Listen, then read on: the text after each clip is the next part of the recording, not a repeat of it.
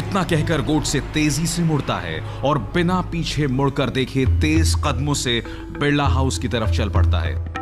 आपटे और करकरे गोडसे को बस जाते हुए देखते रहते हैं। गोडसे के जाने के ठीक 5 मिनट बाद अब आपटे और करकरे भी बिरला हाउस की तरफ रवाना हो जाते हैं। दोनों बेहद घबराए हुए थे।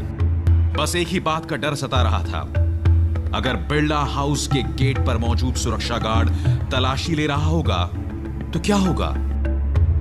न सिर्फ पिस्तौल पकड़ा जाएगा बल्कि गोडसे भी फंस जाएगा। इसी घबराहट और उधेड़बुन के बीच दोनों आखिरकार बिरला हाउस के गेट तक पहुंच जाते हैं। गेट पर संतरी तो तैनात थे, मगर वो किसी की तलाशी नहीं ले रहे थे, न ही गेट पर ऐसी कोई हलचल थी। दोनों ने राहत की सांस ली। उन्हें यकीन हो गया कि गोडसे सही सलामत अंदर घुस चुका है।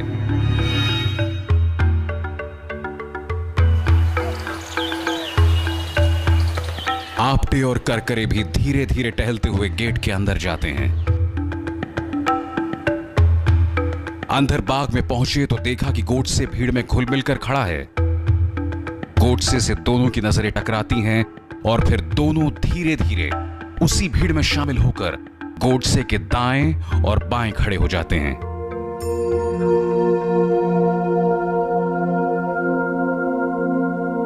योजना यह थी कि गांधी जी जैसे ही प्रार्थना सभा के लिए आकर चौकी पर बैठेंगे तभी गोडसे उन पर गोली चलाएगा। मगर तीनों भीड़ में जिस तरह उस वक्त खड़े थे, वहां से चौकी लगभग 35 फीट की दूरी पर थी। क्या इतनी दूरी से गोडसे सही निशाना लगा पाएगा? आपटे और करकरे चुपचाप खड़े बस यही सोच रहे थे, जबकि जिस गोडसे को यह काम अंजाम देना था वो भीड़ में बिल्कुल अपने आप में खोया बेहद शांत खड़ा था। ऐसा लगता था मानो उसे यह भी याद नहीं कि उसके बगल में आपटे और करकरे खड़े हैं।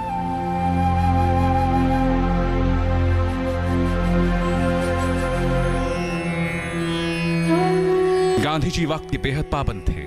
हर रोज शाम ठीक 5 बजे प्रार्थना सभा शुरू कर देते थे। आज पहली बार ऐसा हुआ जब प्रार्थना सभा तय वक्त पर शुरू नहीं होने पाई थी। बाग में मौजूद लोग गांधी जी का इंतजार कर रहे थे। दरअसल गांधी जी बिरला हाउस के अपने कमरे में उस वक्त चरखा काटते हुए सरदार पटेल से बात कर रहे थे।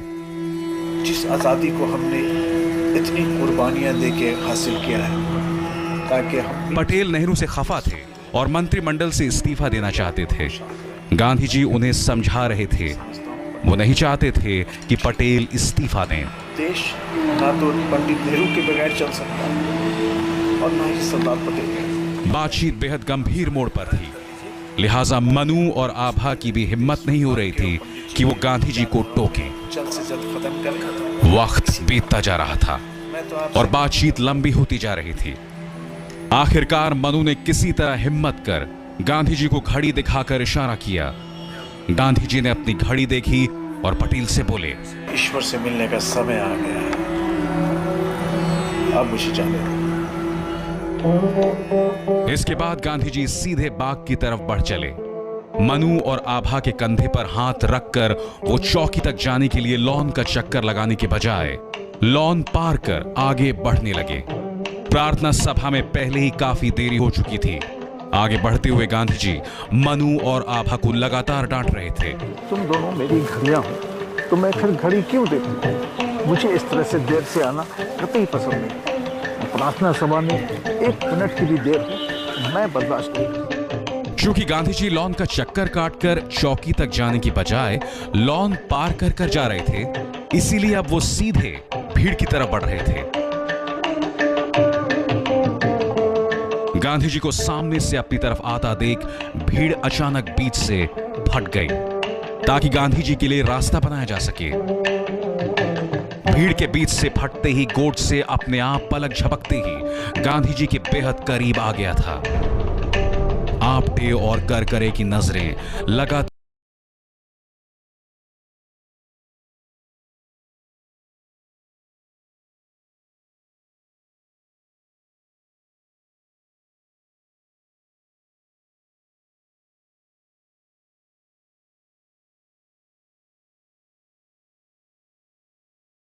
लगातार गोडसे पर गड़ी थी। गांधी जी अब आहिस्ता आहिस्ता गोडसे की तरफ बढ़ रहे थे। गोडसे के पास फैसले के लिए अब बस चंद सेकंड बचा था और गोडसे ने फैसला कर लिया था। चौकी पर बैठने से पहले इसी रास्ते से गुजरते हुए गांधी जी को बिल्कुल करीब से गोली मारने का फैसला। गांधी जी गोडसे के लगातार करीब आते जा रहे थे और ठीक उसी वक्त गोडसे ने कमर से पिस्तौल निकाली और उसे दोनों हथेलियों के बीच रख लिया।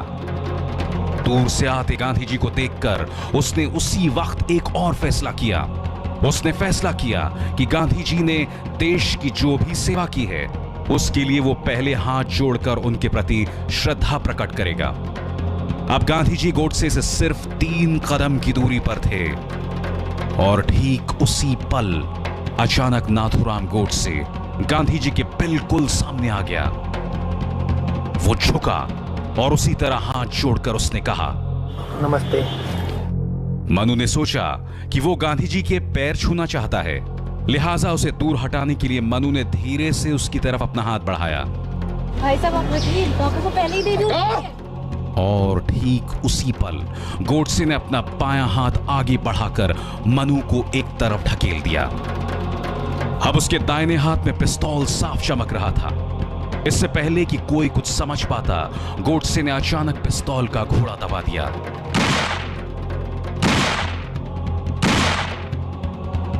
तीनों गोलियां आगे बढ़ते हुए उस दुबले पतले शरीर के सीने में लगी थीं।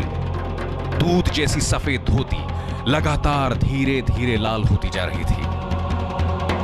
गांधी जी ने लंबी सांस ली और आखिरी हिचकी के साथ बस 2 ही शब्द कहे,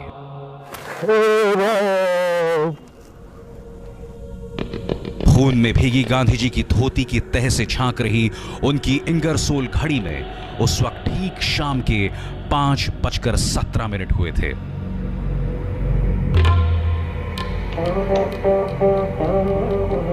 गांधी जी को गोली मारने के फौरन बाद नाथूराम गोडसे को मौके पर ही गिरफ्तार कर लिया गया। करकरे और आपटे भी बाद में गिरफ्तार कर लिए गए। गांधी जी की हत्या और हत्या की साजिश के मामले में कुल 8 लोगों के खिलाफ मुकदमा दायर किया गया।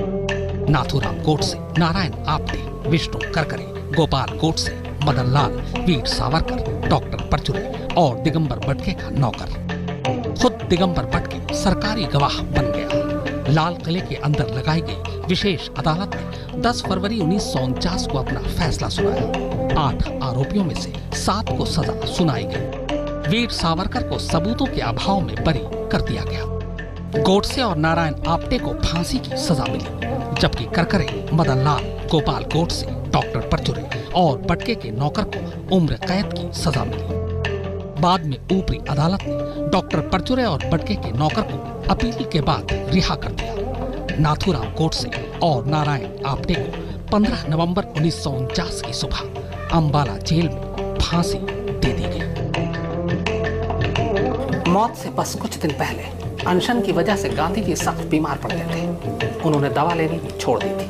तब काफी जिद करने पर उन्होंने अपने डॉक्टर से कहा था कि अगर छोटी मोटी बीमारी मेरी जान ले ले तो मुझे महात्मा नहीं, ढोंगी कहना, या अगर गोली लगने से भी मेरी मौत हो जाए और आखिरी वक्त में मेरी जुबान से राम के अलावा कोई और नाम निकले तब भी मुझे महात्मा नहीं बल्कि ढोंगी कहना। और सचमुच महात्मा ने आखिरी हिचकी के साथ सिर्फ 2 शब्द कहे, हे राम।